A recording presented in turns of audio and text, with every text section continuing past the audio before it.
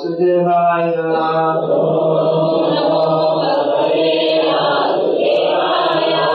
Om Namo Bhagavate Vasudevaya.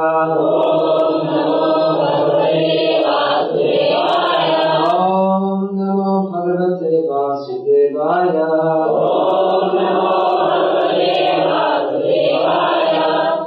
Namah Pankajanabhaya. Namah Pankajamalini. Namah Pankajanetraya. Namaste Pankajam Hriye.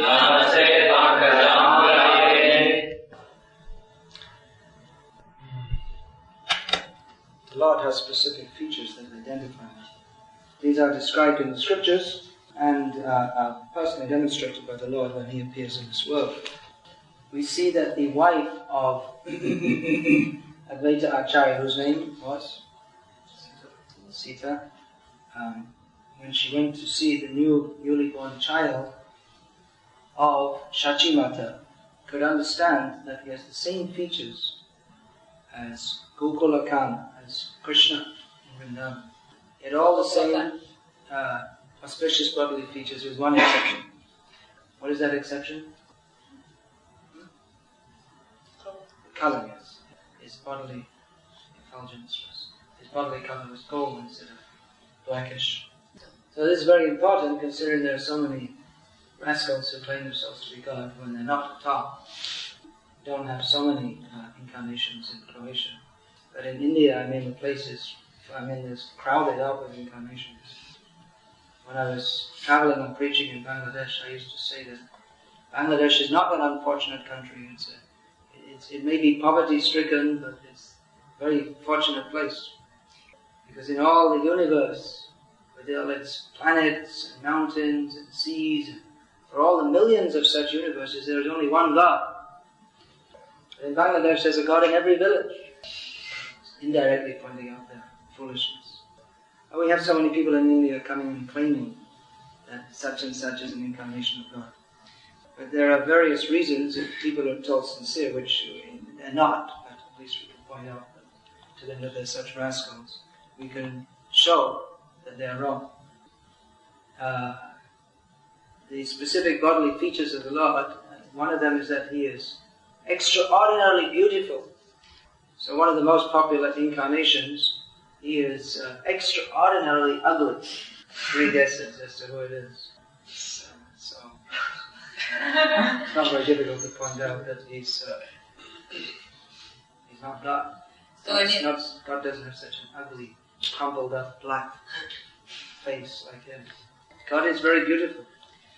Yang Shamasundaram Atintya Guna Swarupa is blackish, but extraordinarily beautiful. His form is composed of inconceivable transcendental qualities. Kandarpa Koti Kamaniya Vishesha Shobha. His beauty is so extraordinarily beautiful that it is the object of desire for many, many millions of cupids. So some description of his form is given here. Various parts of the Lord's form are compared to lotuses. Here is described his lotus navel, his lotus eyes, that he is decorated with a garland of lotuses, and his lotus feet.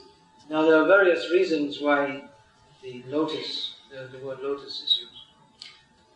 Padmanabha means that not only is his navel as beautiful as a lotus, but actually a lotus grows from his navel. Then Padmamalina means that he has a garland of lotus flowers. Then other descriptions, also it's described his lotus face, lotus lips. So this is an analogy, because the lotus is considered the most beautiful object in the material world. So it's given as an analogy. Krishna is more beautiful than anything in this material world. There are other examples given also, just like we say Krishna Chandra. Krishna is compared to the moon, because the moon is also considered very beautiful. Of course, the moon or the lotus, they actually get their beauty from Krishna. And then they're used also to as examples to describe the beauty of Krishna. Now, Krishna, we always hear of his lotus feet. So beautiful like lotuses. Another reason is because Krishna's feet are on the Golok planet, which is shaped like a lotus. Here is described that Krishna's Padma Netra, or Pankaja Netra, his eyes are, his Netra means eyes. So here, Prabhupada has translated this as, his glance is as cooling as a lotus flower. And it also means his eyes are beautiful like a lotus. There are many such names. In Sanskrit, there are many words for lotus, and many words for eye also. So there are many combinations. Here the word Pankaja is being used. Panka means mud. Pankaja means born in the mud. The lotus grows in the mud. Some other words for lotus? Can you think of? Kamal. Kamal. Another name for lotus. You can ask. When you read the books, if you read the verses, if you read Srimad Bhagavatam, definitely you'll find so many references. Padma is a common. When you read, if you read the Sanskrit verses, then definitely you'll get to know so many different words. And you'll get to learn, for instance, so many words for lotus, because it's a very commonly used word in Bhagavatam. If you read the Sanskrit, you'll find there's so many wonderful nuances of expression which actually they can't be translated into English or any other Mlecha Bhasha, language of the Mlechas. And it's very sweet and poetic also. So another name for lotus is Ambuja, which is born in the water. And then you get so many other words, you get so many names for eyes also. Here we have Netra, means eyes. Some other words? Akshan, yes. Akshan, yes. Nayana, know that word? Nayana? Nayane Hari Boshadaju. Know that? Nayana means eyes.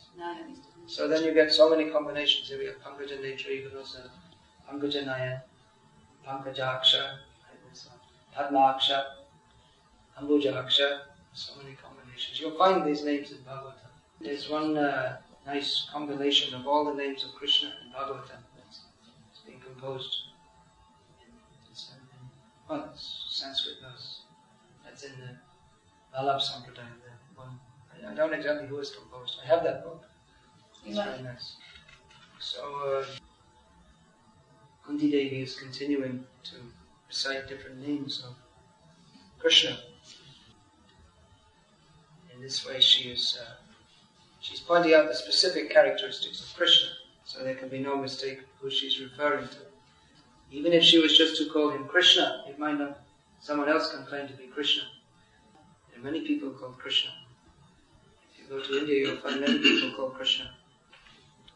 But here she's defining Krishna, who is Vasudeva, the son of Vasudeva, who is the giver of pleasure to Devaki. And so many different definitive names are being given. Here, the beauty of Krishna in relation to the lotus is being described.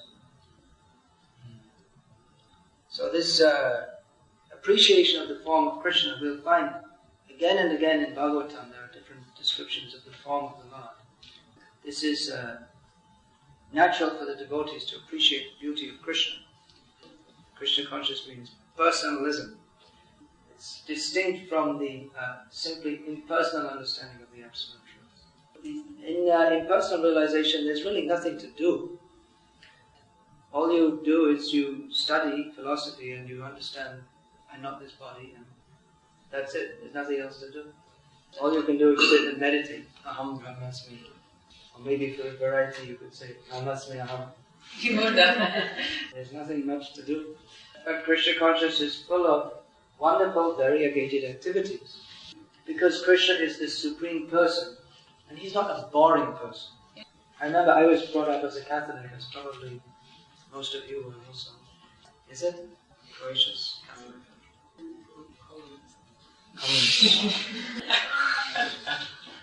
Anyway, I was brought up as a Catholic. So I remember thinking as a kid that we're supposed to go to heaven, but it sounds really boring. I mean, going to church is really boring. Imagine if you have to do that. Imagine if you have to be like that for eternity. God sounds like a really boring old man. And you just have to sit and sing hymns forever. Maybe better go to hell, it might be more interesting. All the bad guys go there. Well, all my friends are bad guys. Maybe you'll have more fun down there. A few years ago I read that they asked at that time, Archbishop of Canterbury, who's now no longer the Archbishop of Canterbury because he's dead. The Archbishop of Canterbury means the leading Protestant minister in the world. So they asked him that, well, what do you want to do when you go to heaven?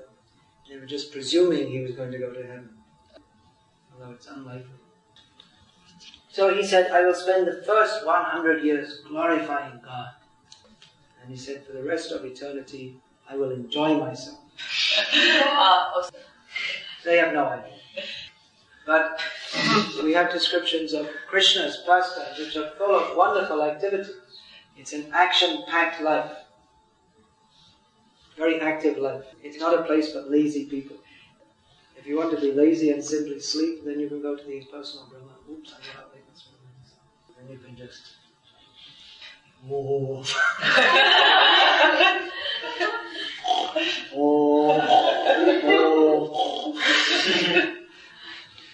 Prabhupada told he'd seen so many yogis meditating and snoring very loudly. Because Prabhupada was living for so many years at Allahabad, where they have 1 month every year, they have the Magha Mela, so many yogis come. So the people of Allahabad, they come down to the bank of the Ganga to have a look at all the yogis. So Prabhupada said, I saw so many yogis simply snoring. But Krishna, he has such a busy life. Even his mother wants to put him to sleep, make sure he gets enough sleep. But as soon as his mother goes out the door, he goes out the window. He's playing all day with the cowherd boys and dancing all night with the gopis. He just comes back in time to be woken up by his mother. And he takes a little rest towards the end of the night or sometimes during the day like that. But otherwise very busy, full of transcendental pleasure. You may think that, well, God is very busy, he has to manage the whole universe. You can see how busy someone is just to manage a family or to manage a small office or factory. What if you have to manage millions of universes? So Krishna is doing that. But he's not, doesn't worry him at all. He's playing on his flute. We have the saying that Caesar fiddles while Rome burns. You don't know that? No. Well, that's from there was the emperor, the Caesar, I think his name was Nero. Nero? In your language. Mm-hmm. Yeah. So, the Rome was being attacked by Huns, and all the ministers were coming and telling him he was playing his violin. So there's a saying that Caesar fiddles while Rome burns. Mm-hmm. You know that? Yeah. You don't have that in your language? No. So it's not that Krishna is negligent. He's simply playing on his flute and then not seeing to the universal management. But he does that through his expansions, especially the Purusha avatars. They oversee the universes. Mahavishnu, that means Karandaksha Vishnu, Garbhadaksha Vishnu, Shiradaksha Vishnu. They are overseeing the universes. And they are assisted by the demigods. Not that they need their assistance, but they give them something to do. And as far as the spiritual world is concerned, that is also managed by Krishna's potencies. Even Krishna's pastimes, just like we are discussing how shall we organize the Govardhan Puja festival tomorrow. But Krishna doesn't sit and organize his pastimes. That's already done by his Yoga Maya potency. So he's simply enjoying. And devotees who serve Krishna, they also simply enjoy serving him in various ways. Here's a description of Krishna's beautiful form. Krishna also enjoys that even though his form is by itself extraordinarily beautiful, but still Krishna likes to dress up and to be dressed up. Mother Yashoda dresses Krishna in the morning. The different cowherd boys help to put on different jewels, anklets and armlets and bracelets, necklaces, earrings, and of course peacock feather in the head, very important. So many different things. And in the forest, Krishna also likes to decorate himself with different natural colors, like different colored earths, and different natural colors extracted from flowers and so on. And the gopis bring him flower garlands and tulsi garlands. And this way Krishna is decorated very nicely. So devotees, they also take pleasure in serving Krishna in this way. Devotees in the material world. Krishna very kindly appears in the form of the deity, so that the devotees can begin to enter into his wonderful pastimes in the spiritual world, beginning early in the morning when he rises, continuing throughout the day, and even for breakfast, Krishna, what a breakfast he eats. That Bhakti Thakur has given some description. Shukta Shakadi Bhaji Nalita Kushmanda Dali Dalna Dugda Tumbi Dodi Mochakanda. Just to start off with, there's Shukta, which is a kind of bitter vegetable, different varieties of shak, Shukta Shakadi, and fried items, different fried vegetables, and then squash, varieties of dal, and dalna, which means vegetables cooked in dal, Dugda Tumbi, which means one kind of squash cooked in milk, yogurt, and mochakanda, which means preparation made from banana flowers. Radhikara Paka Anna Vididha Banjan. Radharani cooks many varieties of vegetables. So many different items are described. That's Krishna's breakfast. And then he takes his tiffin, his lunchbox out for midday also. And he may be eating different fruits in the forest also. And he comes back in the evening and has another big meal. So Krishna is an active young boy with a good appetite. You can see he looks a little fat. So he eats plenty. He's not starving. He's not a starving Indian. So devotees, they worship the form of the deity, and they feed him varieties of nice food stuff. They take great pleasure in decorating his form in various ways, and sing various songs for his pleasure. In this way they prepare themselves to enter the spiritual world. Hare Krishna. Is there any question?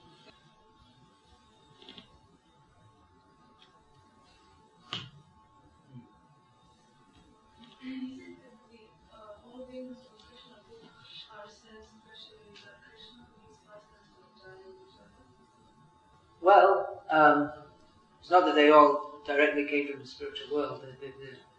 Many of them have been around in the material world for quite a long time. And they are definitely in Maya, and they're definitely demons. But their activities are orchestrated by Yoga Maya for Krishna's pleasure. They are under the control of Mahamaya. They're in illusion, thinking that I am this body and I hate Krishna. But Mahamaya is an expansion of Yoga Maya. And when Krishna comes to this material world, Yoga Maya coordinates Krishna's activities with those of the material world. So the two appear to mix, but they actually harmonize for Krishna's pastimes. So demons like Kamsa and others, they are in contact with Krishna in one sense. In another sense, they don't see Krishna at all. Just like Kunti Devi has described in the previous verses. Alaksham sarva bhutanam, he's invisible to the foolish observers. Alakshasing yuha. So, no, it's not that the demons are coming from the spiritual world to nourish Krishna's pastimes, but that's their good fortune that they are selected to do so. Ultimately, everyone's originally from the spiritual world. So we are told by Srila Prabhupada, and there is sufficient evidence also from other acharyas, although some people say otherwise. Sometimes acharyas in Srila Prabhupada also say that Vaidya that does not function for us nowadays. That we should Vedic, Vedic path. That we should follow Bhagavad-gita and Pancharatrika Vedic. And on the other side, we can hear that we should follow Vedas. So if you could comment this. Yeah, well, when it's said that we follow the Vedic path, that means that's speaking in broad terms. that which is given in Pancharatra and Bhagavad is not outside of the scope of the Vedas. It's all for the same purpose. However, the Pancharatra, it's not, or the Bhagavad, it's not directly part of the original Veda. So, technically speaking, from one point of view, you can differentiate between the Vedic path and the Pancharatra or Bhagavad path. Although in broader terms, they can all be called the Vedic path. So, other questions?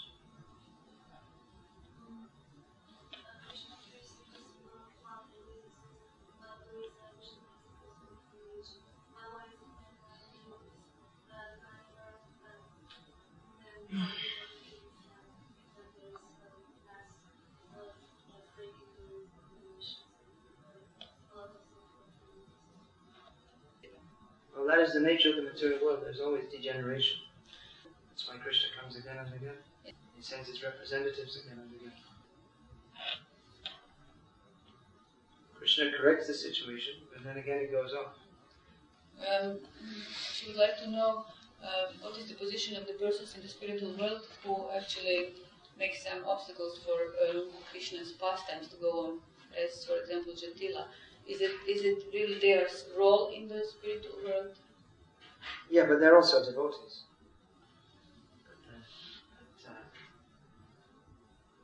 They have that role. Prabhupada also called some of his disciples Jatila and Kutila. Without them being present, there wouldn't be so much taste in the pastime. This is not a good habit. It's all cat. It's just some nervous habit, is it, Mr. Doctor? Just like some nervous is like it's cat, horrible. Cutting yourself just because. Better chant Hare Krishna. Hold your beads instead. Hare Krishna, Hare Krishna, Krishna Krishna. Must be some nervous. Because of initiation. Nervous. Maybe. No, nervous, I mean, there's different meaning also. I mean, it's just like excess energy or something. Anyway, it's better just to listen to the class. What was this question? The question was that you said Tell him that it's better not to do this, but he should just listen to the class. I see you have cuts on your fingers from doing this. Is that nice? The question was that you said during the lecture that Mother Yashoda is helped by cowherd boys to dress Krishna, dressing Krishna. You've seen that picture? I think it's in Krishna book, maybe. It's a nice picture. Vikasa. Mother Yashoda being helped. The question is, how is it that boys are helping Mother Yashoda when she is the queen of Vrindavan, of Gokula, and how is it that the queen of Gopis, how is it that Gopis do not help her, but cowherd boys? Gopis means the elderly Gopis, like our Mother Yashoda's age, they're helping. But the young Gopis, their relationship with Krishna is secret. So they do that also. I can't understand. Who can understand Krishna? Is it then that Gopis also help, elderly Gopis, they also help Mother Yashoda to dress Krishna as well as the...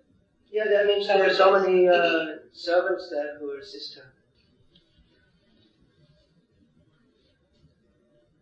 You wouldn't be allowed. You have to put on a dhoti first of all. Then you might have a chance. So when you all please come to the initiation ceremony, not just for prasadam. Give your blessings. And please come dressed in clothes so that you might get a chance to enter into the Vrindavan pastimes. That means dhoti, sari, all these things. Tilak. Tomorrow also, when we're going for the parikrama, everyone should be dressed in Vaishnava dress. Okay, anything else? Yeah, Hare Krishna.